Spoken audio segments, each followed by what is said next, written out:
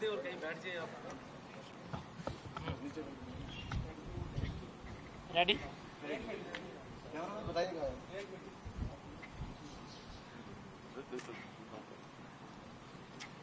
आगाज बाबर साहब कर लेते हैं, सवाल हम ले लेंगे आपसे। शुरू करें? बिस्मिल्लाहिर्रहमानिर्रहीम। मैं आप सबका शुक्रगुजार हूँ, शॉर्ट नोटिस पे तशरीफ़ लाए हो। नय्यर हुसैन बुखारी साहब, नज़ीर ढोकी साहब और मैं आपके सामने NA 249 कराची में जो अभी ज़िम्न इंतखाब हुआ था उसके बारे में चंद बातें रखना चाहता हूँ। इलेक्शन कमीशन ऑफ पाकिस्तान ने फ़ैसला किया है कि उनकी पिटीशन पर, N की पिटीशन पर उन्होंने वहाँ दोबारा रीकाउंटिंग का फ़ैसला कर लिया है। 4 तारीख परसों तमाम लोगों को बुलाया भी है। हम इलेक्शन कमीशन ऑफ पाकिस्तान के इस फ़ैसले को तस्लीम करते हैं, इसको वेलकम करते हैं, क्योंकि वो कानून जो पार्लियामान ने बनाया था, इलेक्शन एक्ट 2017, उसके तहत और आइन के तहत इलेक्शन कमीशन ऑफ पाकिस्तान को ये इख्तियार है। हम इलेक्शन कमीशन को मजबूत देखना चाहते हैं और हम इस फ़ैसले का खैर मकदम करते हैं। साथ ही आपको ये भी बता दूं कि 2018 के इंतखाबात में यही चीज़, यही उज़र कि जिस हलके में जिस रेशो से जीतने वाला उम्मीदवार अगर उसके वोट और जो वोट मुस्तरद हो गए हैं वो 5% से कम हो तो इलेक्शन कमीशन और रिटर्निंग ऑफिसर दोबारा इंतखाबात शिकायत पर करा सकता है। ये उनका इख्तियार है उस कानून के तहत जो पार्लियामान ने बनाया। लेकिन 2018 में 34 ऐसे हलके थे जिस पर रीकाउंटिंग होनी थी, नहीं हुई, और 2 ऐसे भी हलके थे कि जिसमें रीकाउंटिंग शुरू हुई और दरमियान में रोक दी गई। लेकिन इस तहफ़्फ़ुज़ात के बावजूद हम इलेक्शन कमीशन के फ़ैसले को खैर मकदम करते हैं, क्योंकि हम ECP की बालादस्ती साफ़ और शफाफ इंतखाबात के लिए चाहते हैं। दूसरी बात जो मैं अर्ज़ करना चाहता हूँ वो ये है कि 249 के हवाले से पाकिस्तान पीपल्स पार्टी के ख़िलाफ़ कुछ बदगुमानियाँ फैलाई गई हैं। पहले ये कहा गया कि PPP का तो यहाँ कोई असर व रसूख ही नहीं था। ये बात गलत है। PPP का यहाँ से 1988 के इंतखाब में भी PPP ही का उम्मीदवार कामयाब हुआ था, और उसके बाद भी 2008 में ये हलका जो था ये तकसीम हो गया। यहाँ से कादर पटेल साहब होते थे और अब टिकट कादर मंदोखेल को दिया गया था। पाकिस्तान पीपल्स पार्टी का वहाँ वजूद है, बड़ा तकड़ा वजूद है, और पिछले दिनों वहाँ तंजीम नो हुई है। पूरे कराची में दरख्वास्तें मंगाई गई थी, हज़ारों की तादाद में दरख्वास्तें आईं, बाकायदा इंटरव्यू हुआ था, और वहाँ पे PPP ने वहाँ फ़ालियत दिखाई है, वहाँ पे ग्राउंड वर्क किया है। ऊपर से छलांग लगा के PPP नहीं आई। एक एतराज़ ये किया गया कि ये देर क्यों हो गई रिज़ल्ट के अनाउंसमेंट में। हम गिनती करने वाले नहीं थे, गिनती करने वाला इलेक्शन कमीशन है।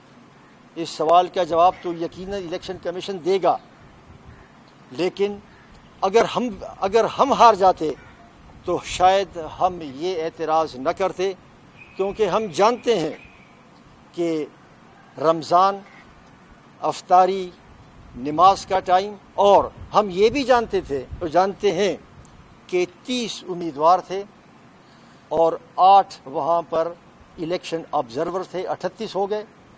इन 38 लोगों को फार्म 45 दस्तखत करके प्रिजाइडिंग अफसर ने देना था। इलेक्शन कमीशन का जो तरीक़ेकार है वो जब फार्म 45 भरता है تو کاربن کاپی کے ذریعے بھرتا ہے، جس پر 4 کاپیاں ایک وقت میں ہو سکتی ہیں۔ گویا اس ایکسرسائز کے لیے ای سی پی کے پریزائڈنگ افسر کو 10 بار بھرنا پڑتا۔ یہ ای سی پی کا کام ہے کہ وہ اس کی وضاحت کرے، لیکن اگر ہم ہار جاتے تو ہم یہ بات نہ اٹھاتے، کیونکہ ہم کو ان چیزوں کا پتہ ہے۔ اس لیے میں آپ کی وساطت سے یہ بتانا چاہتا ہوں کہ ہم کھلے دل کے ساتھ تمام الیکشن قوانین پر عمل درآمد کریں۔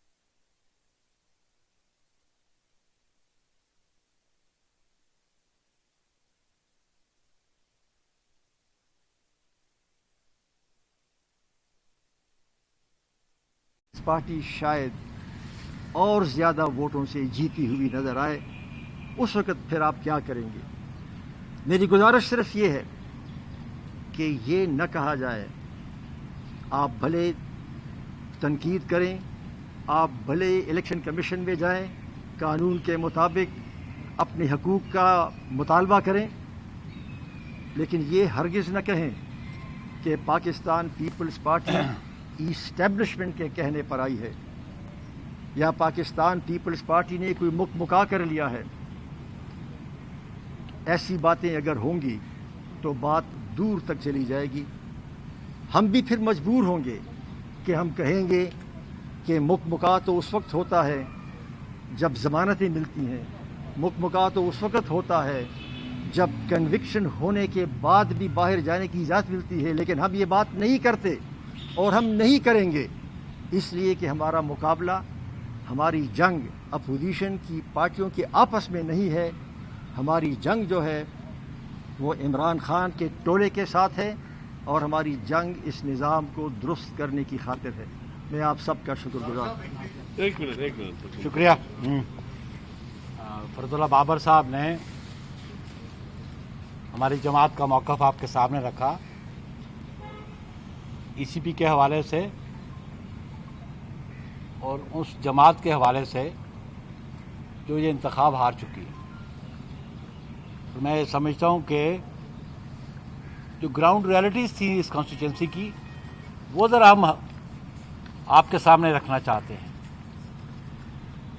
کہ پاکستان پیپلز پارٹی نے جو کینڈیڈیٹ دیا قادر مندوخیل، وہ ایک پولیٹیکل ورکر ہے، ایک پولیٹیکل ایکٹیوسٹ ہے، جس کی وابستگی پاکستان پیپلز پارٹی کے ساتھ ہے۔ یہ وہ شخص ہے جو اس حلقے میں موجود رہتا ہے۔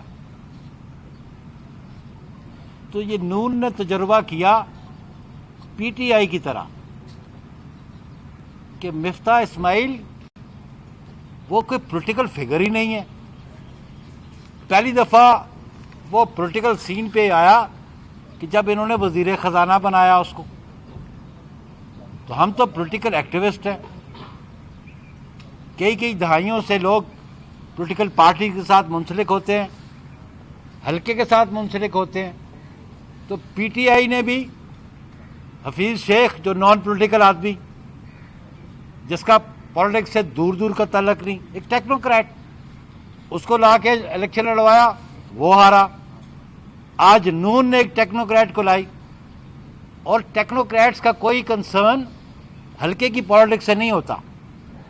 اور بنیادی وجہ جو نون کا کینڈیڈیٹ ہارا وہ یہ وجہ تھی کہ وہ پولیٹیکل ورکر نہیں تھا، اس کا کانسٹیٹوئنسی سے کوئی تعلق نہیں تھا۔ اور پھر جب 2018 میں پی ٹی آئی جیتی اور ہم کہتے تھے کہ یہ سلیکٹڈ حکومت آئی ہے، ان کو کسی کی آشیرواد تھی، اس کے بعد میاں شہباز شریف صاحب کبھی اس حلقے میں گئے؟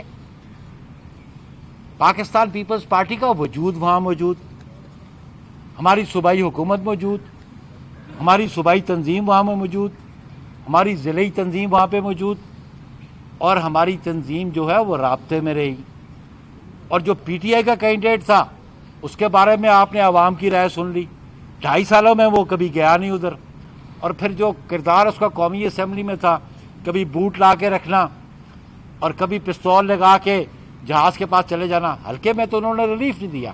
میں یہ سمجھتا ہوں کہ 249 کے جو کانسٹیچوئنٹس ہیں انہوں نے پیپلز پارٹی کی قیادت پہ اعتماد کیا، پیپلز پارٹی کی کارکردگی پہ اعتماد کیا، انہوں نے موجودہ حکمرانوں کو مسترد کیا، ان کی کارکردگی کو مسترد کیا۔ یہ جو 2.5 سال میں مہنگائی کا جن جو قابو سے باہر چلا گیا، بے روزگاری بڑھ گئی، لاقانونیت بڑھ گئی، لوگوں کو مکانوں سے بے دخل کیا جا رہا ہے، تو لوگ بڑے انسیکیور فیل کرتے ہیں۔ تو یہ فرق ہے ہماری صوبائی حکومت کی کارکردگی کا اور مرکز میں بیٹھے ہوئی حکومت کا۔ اور ہم سمجھتے ہیں جیسے بابر صاحب نے کہا، الیکشن کمیشن بالکل اپنے آئین اور قانون کے مطابق اپنے اقدامات اٹھائے۔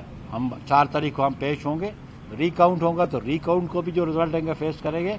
اور میرے تو وہاں پہ جو صدر ہے کراچی ڈویژن کے، انہوں نے کہا اگر ری پولنگ ہوگا تو ہم ری پولنگ کے لیے بھی تیار ہیں، اور انشاءاللہ ری پولنگ میں ہم زیادہ ووٹرز ان سے جیتیں گے۔ تو یہ این اور نون یہ ذمہ دار ہے پی ڈی ایم میں کرائسس کریٹ کرنے کے۔ P D M Pakistan peoples party نے اس کی بنیاد رکھی، اور ہم اس حکومت کے خلاف لڑنا چاہتے تھے۔ ہم اس کے لیے لانگ مارچ کے لیے بھی تیار تھے، ہم اس کے لیے نو کانفیڈنس کے لیے بھی تیار تھے۔ یہ نہ لانگ مارچ کرنا چاہتے ہیں، نہ یہ ریزولوشن لانا چاہتے ہیں نو کانفیڈنس کا، نہ یہ پرومس میں جانا چاہتے ہیں، نہ یہ مرکز میں نو کانفیڈنس لانا چاہتے ہیں۔ تو بنیادی ڈاکومنٹ ہمارا جو 20 سپٹمبر کو ہم نے لکھا تھا اس کی سیکوینس ہے، ہم اس سیکوینس کے ساتھ چلنا چاہتے ہیں۔ اور پھر جو خود انٹرویو دیا این کی لیڈرشپ نے اور مولانا فضل الرحمان صاحب نے کہ وہ تو ان کو 5 سال دینا چاہتے ہیں۔ پیپلز پارٹی آج بھی چاہتی ہے کہ ہم ان حکمرانوں سے اس ملک اور اس قوم کو نجات دلوائیں، اس مہنگائی سے نجات دلوائیں، اس میں قانون کی بالادستی ہو، آئین کی بالادستی ہو۔ اس کے لیے ہماری جدوجہد پہلے بھی تھی اور آج بھی ہماری جاری ہے۔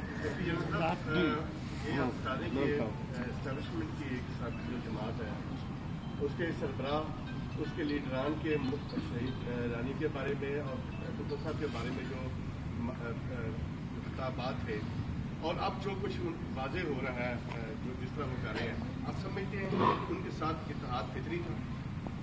دیکھیں جی، اتحاد اس پہ یہ کوئی ہمارا الیکشن الائنس نہیں تھا۔ اتحاد بنیادی طور پہ ہمارا موجودہ حکمرانوں کے خلاف تھا، کیونکہ اس ملک کے عوام جو ہیں وہ تنگ آ چکے تھے اس حکمرانی سے، اس مہنگائی سے، اس بے روزگاری سے، لاقانونیت سے، اس سے تنگ آ چکے تھے۔ اور یہ اتحاد جو بنا تھا موجودہ حکمرانوں کے خلاف بنا تھا۔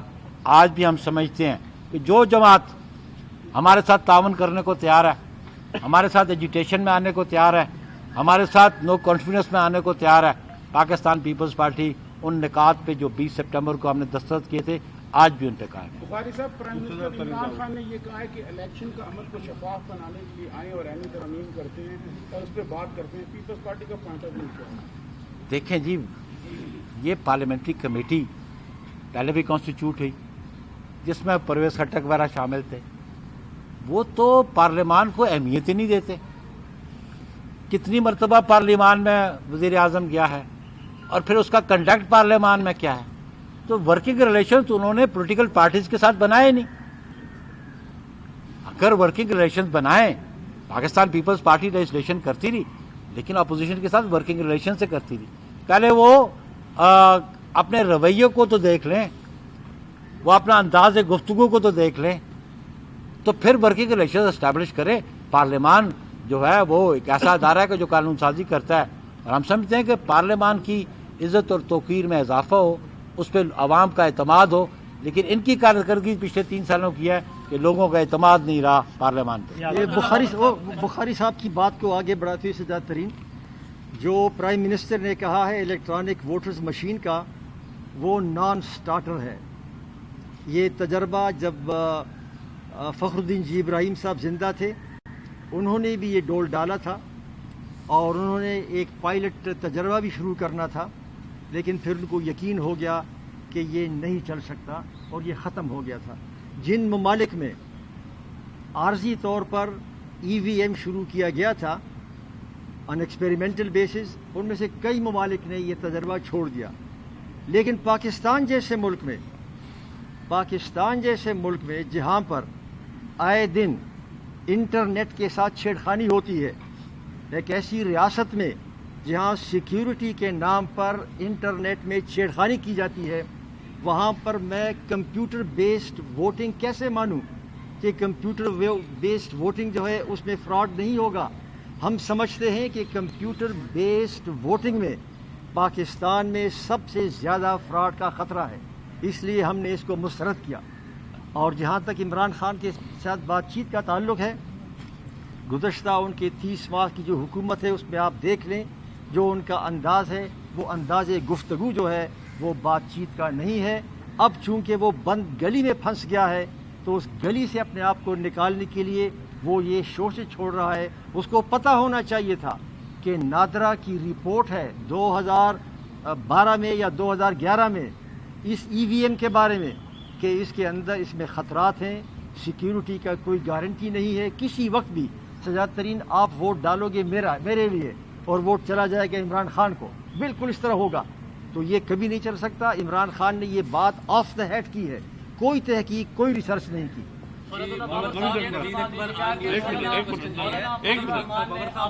کہ پیپلز پارٹی اگر اپنے فیصلے پہ نظر ثانی کرے اور دوبارہ PDM میں آ جائے تو ان کے تمام جو لیڈرشپ ہے وہ بھی دور کیے جائیں گے اور ان کا اپوزیشن لیڈر بھی مانا جا سکتا ہے۔ دیکھیے میں تو اس وقت تو ہم 249 کی بات کر رہے ہیں، بہرحال آپ کے سوال کے بھی جواب دے دیتا ہوں۔ ہم نے تو PDM بنانے والے ہم ہیں، PDM بنانے والے ہم ہیں۔ وہ کون ہوتے ہیں کہ وہ ہم سے کہیں کہ ہم آپ کو ہم نے PDM بنایا ہے، ان کو ہمارے پاس آنا چاہیے۔ تو اس لیے یہ کہنا کہ جی ہم اب معافی مانگ لیں، ہم ان کے پاس واپس چلے جائیں، ایسا نہیں ہوگا۔ ان کو اب جو انہوں نے شو کاز نوٹس دیا تھا اس کو ودرا کرنا پڑے گا، ان کو اس بات کی معافی مانگنی پڑے گی اور پھر ایک مشترکہ نصب العین کی طرف بڑھتے ہوئے ہم ان کی بات چیت ہو سکتی ہے۔ لیکن یہ کہنا کہ ہم معافی مانگیں اور یہ کہنا کہ ہم ان کے پاس جائیں، ایسا نہیں ہوگا۔ PDM بنانے والے ہم ہیں، ہمارا چیئرمین تھا۔ جی مرتضی عابد صاحب، یہ بتائیے گا کہ جیسے الیکشن کی بات ہو رہی ہے 248 کی، اور پرائم منسٹر نے ابھی آپ نے اس کا جواب بھی دیا کہ پرائم منسٹر نے کہا ہے کہ جی الیکشن اصلاحات کے لیے آگے آئیں، اور آپ نے یہ بھی بتایا کہ ان کا یہ رویہ ہی نہیں ہے کہ الیکشن اصلاحات یا کوئی بھی بات چیت ان سے کی جائے۔ جس طرح سے 3 سال میں پارلیمنٹ کو انہوں نے مائنس کر دیا ہے، بالکل پارلیمنٹ میں آ کے اپنے چیمبر سے انہوں نے کبھی اتنی زحمت گزارا نہیں کی کہ پارلیمنٹ کے حال تک آئے، تو آپ سمجھتے ہیں کہ وہ اس قابل ہے کہ یہ حکومت اس قابل ہے کہ کسی بھی قسم کی صرف الیکشن اصلاحات ہی نہیں کسی بھی قسم کی اصلاحات لا سکتے ہیں اور آئے کہ ملک کو اس طرح کی ٹرانسپیرنسی دے سکتے ہیں کسی چیز میں؟ لگتا تو نہیں ہے، آپ کیا کہتے ہیں؟ میرا خیال یہ ہے کہ یہ حکومت نہ اپوزیشن کے ساتھ بات چیت میں سنجیدہ ہے اور نہ یہ اپوزیشن کے ساتھ کسی موضوع پر بات چیت کرنے کی اہل ہے۔ جس طریقے کے ساتھ انہوں نے پارلیمان کا جس طرح استعمال کیا ہے گزشتہ 30 ماہ میں، جس طرح سے انہوں نے اپنے آپ کو جو سمجھتا ہے یہ، اور تمام اپوزیشن کے ہر شخص کو یہ کرپٹ اور نااہل سمجھتا ہے، اس کی جو ذہنی اٹھان ہے وہ ذہنی اٹھان ہی اس قابل اس طرح کی نہیں ہے کہ وہ اپنے مخالف کے ساتھ بات چیت کر سکے، اور اس کا ثبوت ان کی حکومت کا جو گزشتہ ریکارڈ ہے وہ بالکل ہمارے سامنے ہے کہ اس کی جو اٹھان ہے، شخصیت کی اٹھان، اس میں یہ چیز نہیں ہے۔ تھینک یو، بڑی مہربانی۔